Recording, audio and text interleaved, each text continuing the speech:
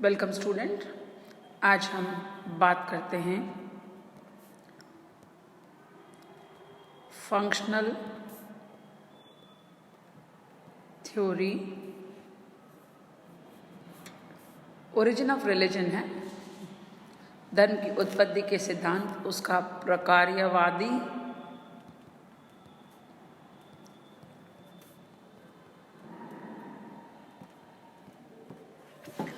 समाज में संस्कृति की आवश्यकता एवं महत्व को प्रदर्शित करने के लिए प्रकार्यवाद का उदय हुआ। प्रकारवादियों का मत है कि संस्कृति का कोई भी तथ्य या तत्व जो है व्यर्थ नहीं होता, वरन समाज में उसकी प्रचलन इसलिए होती है कि वह मानव या समाज की किसी न किसी आवश्यकता की पूर्ति करता है, और धर्म का अस्तित्व भी समाज के इसी कारण से हुआ है। मेलिनोवस्की एंड A.R. रैटक्लिफ ब्राउन ने आदिम धर्म की प्रकार्यवादी व्याख्या की, तो इसके जो प्रोपाउंडर्स हैं वो A.R. Radcliffe Brown and B. मेलिनोवस्की।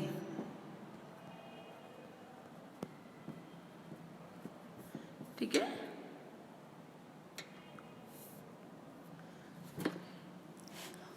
मेलिनोवस्की और नेट्रोबियन आइलैंड है, द्वीप है, उसका अध्ययन किया और उसी के आधार पर उन्होंने उदाहरण प्रस्तुत किया कि इन लोगों में धर्म कई संवेग और तनाव की स्थितियों से संबंधित है। जैसे ये लोग मछली मारने जाने से पहले कई धार्मिक और जादुई क्रियाएं करते हैं, जिससे कि समुद्र इनके लिए बाधाएं पैदा न करें। इसी तरह से घृणा, लोभ, क्रोध, प्रेम आदि भी मनुष्य के जीवन की विभिन्न परिस्थितियों से पैदा होते हैं। इन परिस्थितियों से कई परेशानियां और तनाव उत्पन्न होता है। यदि एक लंबे समय तक चलते रहने पे मनुष्य की भी क्रियाएं कुंठित हो जाती है। क्रियाशील व्यक्ति भी भावनात्मक विषप्तता में अपना सामान्य जीवन व्यतीत नहीं कर पाएगा।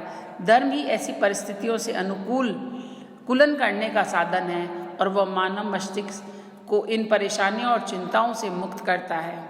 इस प्रकार धर्म विषम व्यवस्थाओं में मनुष्य और पारलौकिक के बीच में पुनर्सामंजस्य स्थापित करता है। वह मनुष्य को मानसिक और शारीरिक स्थायित्व प्रदान करने की एक युक्ति है। ऐसे मानसिक तनाव एक व्यक्ति के जीवन में ही नहीं, वरन अनेक लोगों के जीवन में आते हैं। अतः इन्हें सुलझाने के लिए की जाने वाली क्रियाओं में सभी व्यक्ति रुचि रखते हैं। सभी व्यक्तियों की रुचि होने और सारे समूह द्वारा उन क्रियाओं में भाग लेने के कारण ये धार्मिक नियमों के पीछे सारे समाज की शक्ति होती है।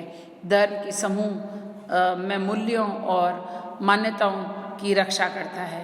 रैटक्लिफ ब्राउन और मेलिनोवस्की से भिन्न मत प्रकट करते हैं। वे धर्म को कार्य मानव मस्तिष्क को भय और संवेगों से मुक्ति दिलाने के नहीं मानते हैं। उनका मानना है कि मनुष्य की समाज पर आश्रितता को प्रकट करने के लिए धर्म का उदय हुआ। देखिए, मेलिनोवस्की का मानना था कि धर्म की उत्पत्ति जो है वह एक तरह से जो विषमताएं हैं, या हम ये कहें कि मनुष्य की जो परेशानियां हैं, या हम ये कहें धर्म विषिप्तावस्था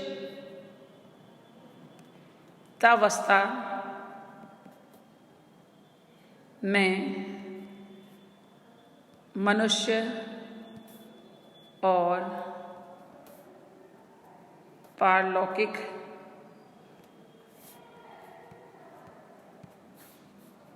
के बीच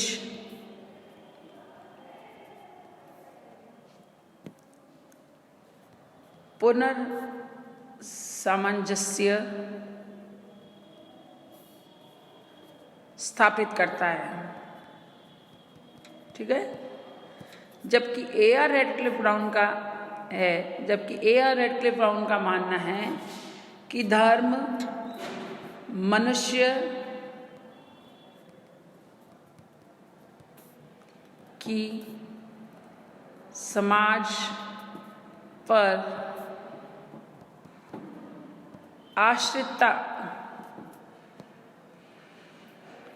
को प्रकट करने के लिए ही धर्म का उदय हुआ।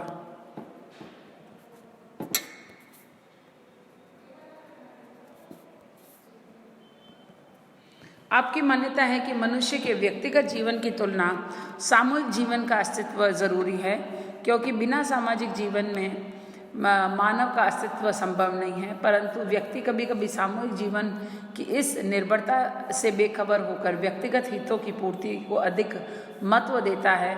यदि वह सदा ही ऐसा करने लगे तो सामाजिक जीवन अस्त व्यस्त और विघटित हो जाएगा। सामाजिक जीवन के अस्तित्व के लिए व्यवहार प्रतिमान बिहेवियर पैटर्न का पालन भी आवश्यक है।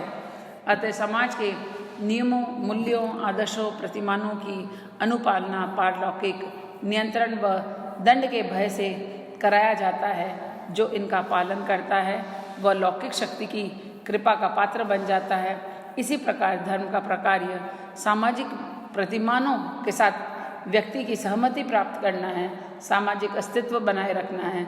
समाज की निरंतरता को बनाए रखने के लिए धर्म से मिलने वाला योगदान ही धर्म का प्रकार्य है। ऊपरी तौर पर ऐसा लगता है कि मैलिनोवस्की और रेडक्लिफ ब्राउन के विचारों में भिन्नता है, परंतु यदि हम इसको गहराई में देखें तो एक दूसरे के विरोधी न होकर ये एक दूसरे के पूरक है।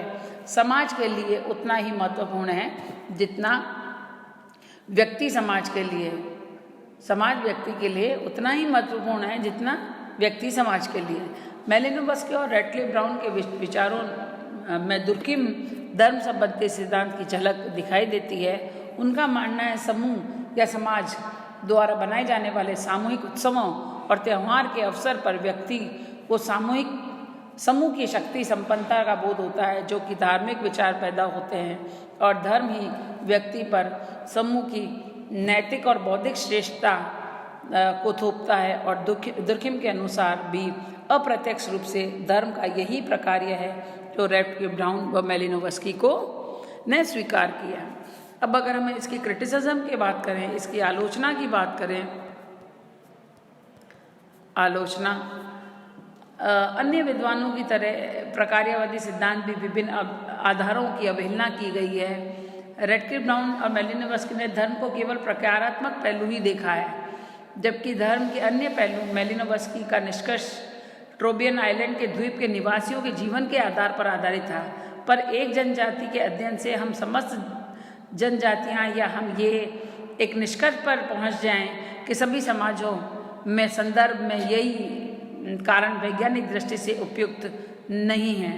धर्म की उत्पत्ति के संबंध में जितने भी सिद्धांत है वे मानव शास्त्रियों ने अपने अपने अलग अलग तरीके से इसको प्रकट किया है। अमेरिकन मानवशास्त्री लेवी ने अमेरिका की जनजाति का अध्ययन करके अपनी पुस्तक प्रिमिटिव रिलीजन में धर्म के सभी सिद्धांतों की आलोचना प्रस्तुत की। वे आत्मा, माना, जादू टोना, वैज्ञानिक कारकों आदि का उत्पत्ति के लिए उत्तरदायी नहीं मानते हैं, वरन मनुष्य के अलौकिक अनुभवों को ही इसके उत्तरदायी मानते हैं।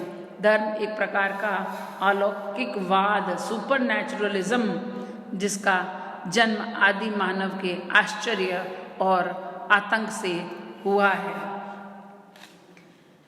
अगर हम देखें तो धर्म की उत्पत्ति के अन्य भी जो सिद्धांत हैं उसका भी अगर अवलोकन करते हैं तो ये पता चलता है कि प्रत्येक मानव शास्त्री ने इसको अपनी अपनी दृष्टि से देखा और उसको उसी तरह से प्रस्तुत किया है।